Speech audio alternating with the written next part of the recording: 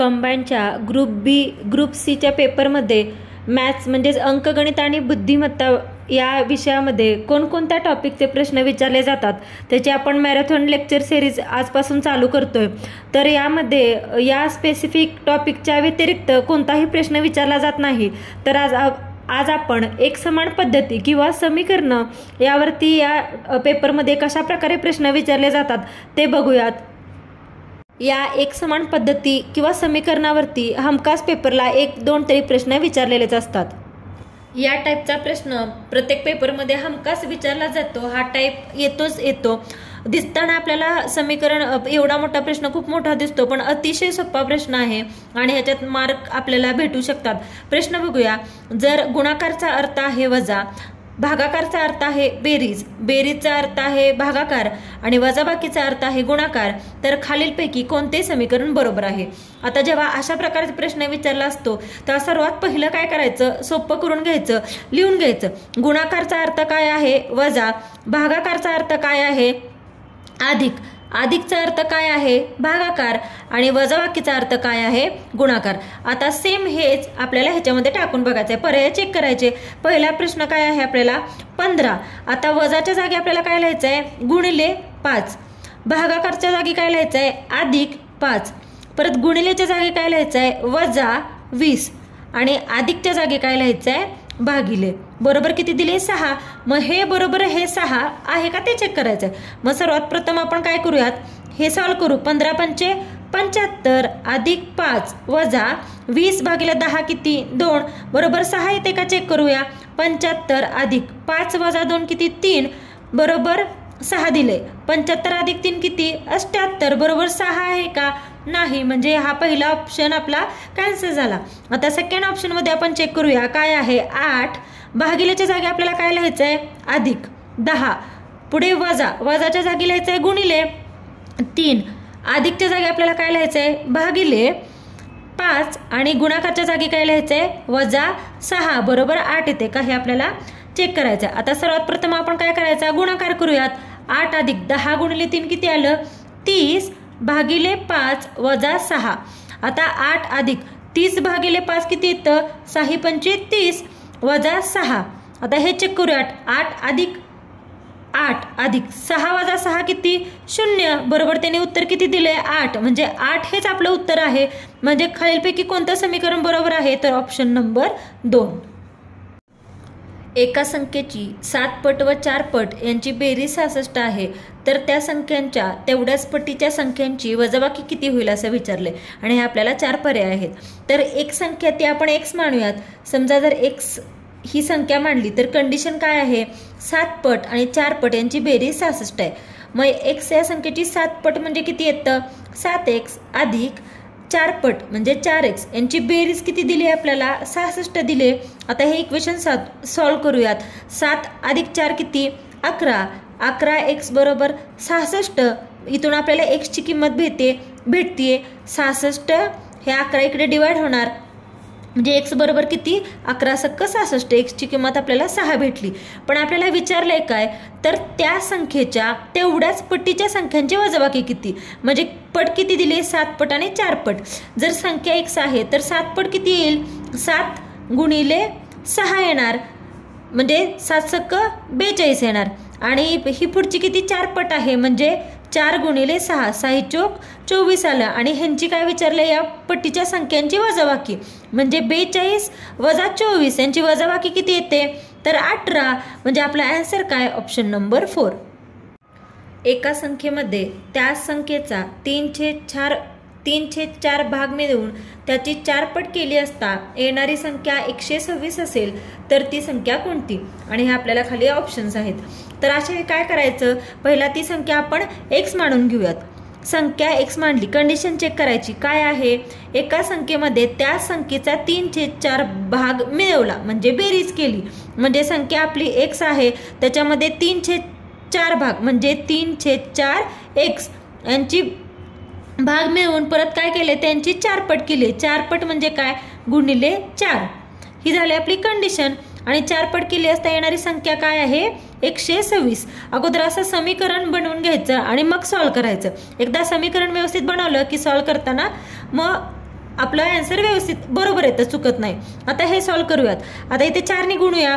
4 गुणिले x 4x अधिक हे 3x डिवायडेड बाय किती, हे 4 ॲज इट इज राहणार आणि हे गुणिले 4 बरोबर किती 126. या 4ला हे 4 कॅन्सल झालं. 4x अधिक 3x किती 7x बरोबर किती 126. मग x ची व्हॅल्यू काय 126 भागिले 7. 7ने भाग जातोय. 7 एक्के 7 राहिले 5 आणि 7 8 56 म्हणजे आपली x ची व्हॅल्यू म्हणजे ती संख्या काय तर 18. Option number 4. 2 क्रमवार संख्यांच्या वर्गातील फरक 27 आहे तर त्या संख्या कोणत्या, आणि आपल्याला हे खाली ऑप्शन्स आहेत. आता क्रमवार संख्यांच्या वर्गातला फरक दिलाय आपल्याला. मग समजा जर आपण पहिली संख्या x घेतली तर पुढची क्रमवार संख्या काय येणार x अधिक 1. आणि आपली कंडिशन समीकरण बनवून घ्यायचं. सर्वात प्रथम कंडिशन चेक करायची. 2 क्रमवार संख्यांच्या वर्गातील फरक विचारलाय. पहिली संख्या x आहे त्याचा वर्ग x चा वर्ग, फरक म्हणजे वजाबाकी, वजा x अधिक 1 चा वर्ग यांचा फरक किती आहे, वजाबाकी किती आहे ती आहे 27. आता आपल्याला हे समीकरण भेटलं. आता हे सॉल्व करायचं. x चा वर्ग वजा आता x अधिक 1 चा वर्ग म्हणजेच काय आहे थोडक्यात हे a अधिक b चा वर्ग.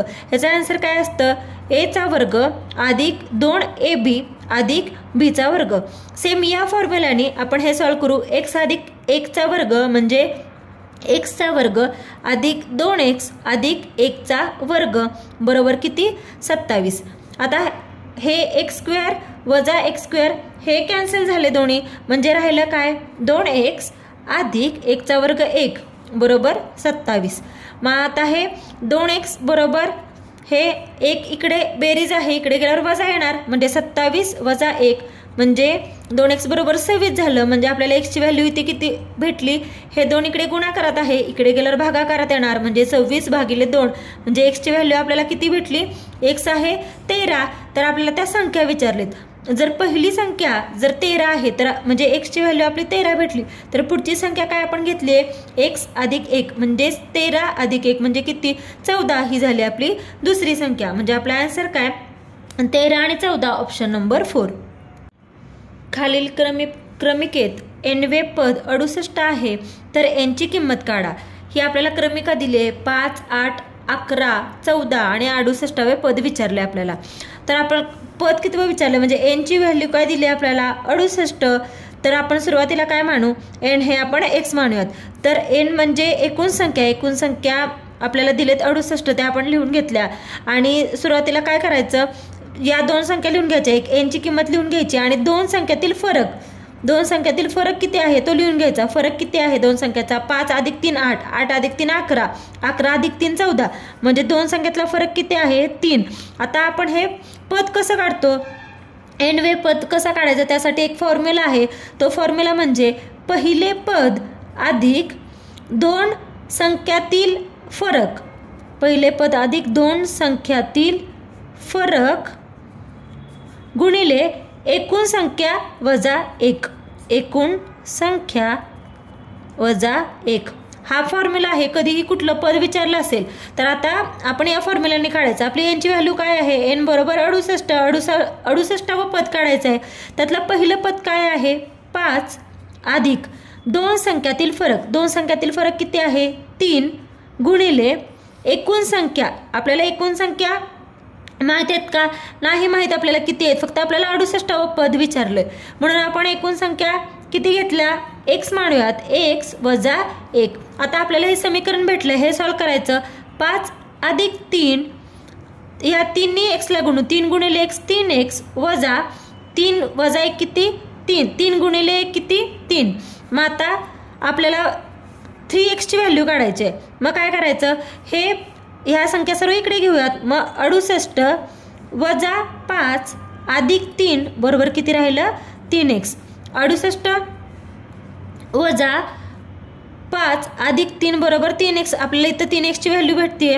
68 वजा 5 किती आलं 8तून 5 गेले 3 राहिले अधिक 3 म्हणजे 3x म्हणजे 66 बरोबर 3x. म्हणजे आपल्याला x ची व्हॅल्यू काय भेटली हे 3 इकडे भागाकारात जाणार म्हणजे 66 भागिले 3 इथे किती आलं उत्तर 22. म्हणजे आपल्याला x ची व्हॅल्यू किती भेटली 22. म्हणजे आपल्या n ची किंमत काय आहे तर option number 4.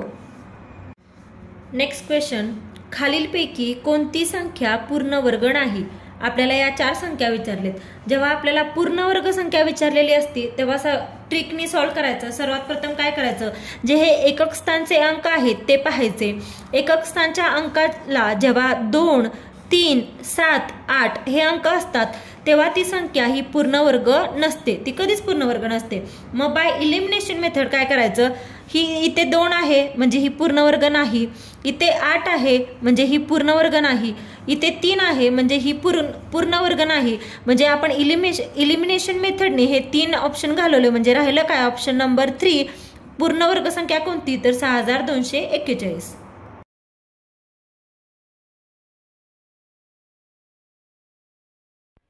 Thank you for watching. Please व्हिडिओला लाईक करा, शेअर करा, कमेंट करा आणि चॅनलला सबस्क्राईब करायला विसरू नका. आणि अशा प्रकारचे कोणत्या टॉपिकवरचे व्हिडिओ तुम्हाला पाहायला आवडतील ते कमेंट करून नक्की सांगा.